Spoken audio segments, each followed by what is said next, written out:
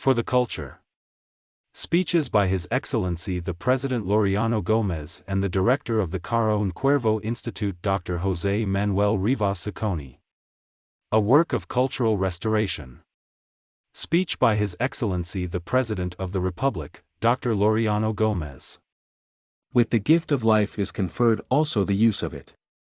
Of inscrutable designs depends its condition, but each category has its peculiar dignity, and to adhere to its inherent dictates is the right field of action for each man's agency. The dignity of human existence proceeds from nothing but the will of the living subject. At the pinnacle of prosperity or at the extreme of misfortune, one can and must be dignified. The life that does not fulfill this condition is not to be called a fulfilled life.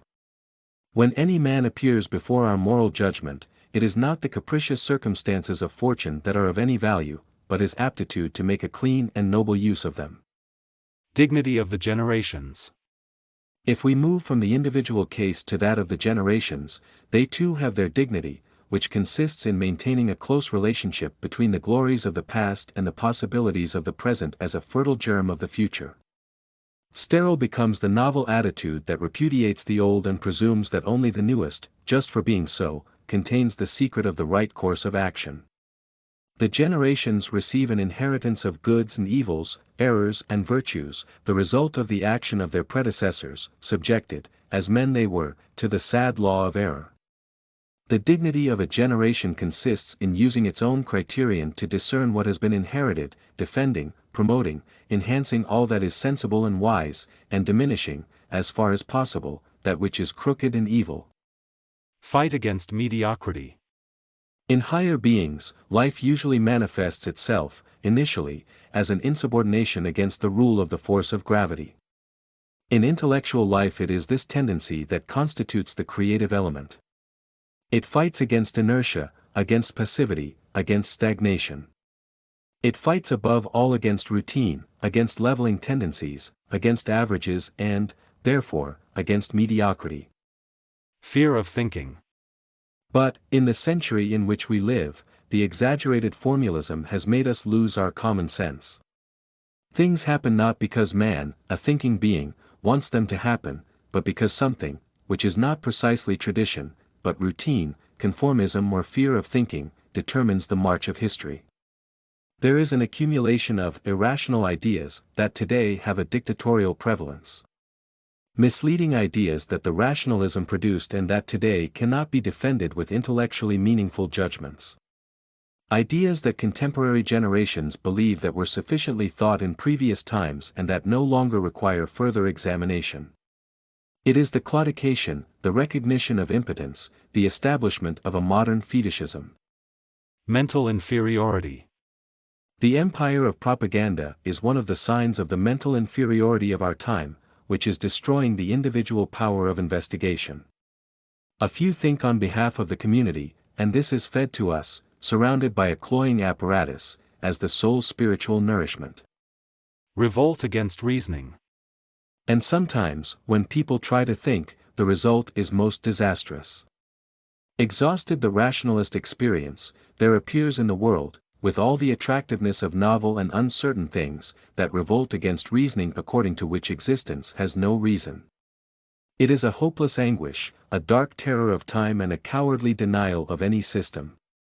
The existentialists expect us to dispense with all the intellectual heritage accumulated by humanity since the time when the Athenian schools refuted the sophists. Optimistic philosophy and critical tradition. Facing the irrational stands up the optimism of Christian philosophy, which within the limitations of man, is nourished by infinite notions. And, against the iconoclasts or against those who no longer want to think, let us reaffirm the intellectual tradition of the West. Critical tradition, that is to say, vitalizing. Tradition is not the old, neither is it the past, but that which has endured, that which has triumphed throughout centuries. Age of progress. The living Colombian generations find themselves in a singular contingency. A providential fortune allows great works of progress to be undertaken, long longed for, now on the way to execution, irrigations, factories, roads and bridges, buildings, hospitals, schools. A joyful rhythm of activity begins to stir the hills of the fatherland. The Colombians of today must be suitable for this creative activity. But as we watch it take root and grow, the serious concern arises as to whether this is the only field where national activity is called upon by its commitments to history and its responsibilities to the future. It would mean very little to the yearning of a good patriot if we were entering with careless joy into a stage of simple material progress. A history of culture. Our nation has honorable, peculiar characteristics that cannot be forgotten without great detriment to the best of its ancient fame. These territories emerged from barbarism to the wonderful conjure of the Christian Renaissance, brought to our high plateau by the discoverer and founder. The glorious figure of Marshal Quesada, apt for peace and war, action and letters, was an outstanding product of the humanistic schools and, to our immense fortune, he knew how to infuse his conquest with the spirit of his fine and cultivated genius. Throughout the colonial centuries, the constant efforts of scholars yielded juicy fruits, among others, in the works of Fernández de Valenzuela and Friar Andrés de San Nicolas, in the admirable mental structure of the botanical expedition and in that of the founders of the Republic, fervent cultivators of the best humanism. After passing eclipses produced by revolutionary misguidance and passionate mistakes, which determined a period of great decadence for the classical studies and decline of culture, Colombia was fortunate to have one of the greatest humanists that the Spanish race produced during the 19th century, Miguel Antonio Caro. Honor of the Colombian people. This prodigious gentleman, purest glory of the Republic, was undoubtedly the most sublime intelligence that has inhabited this land since Bolivar. He mastered equally well the fields of classical literature and jurisprudence.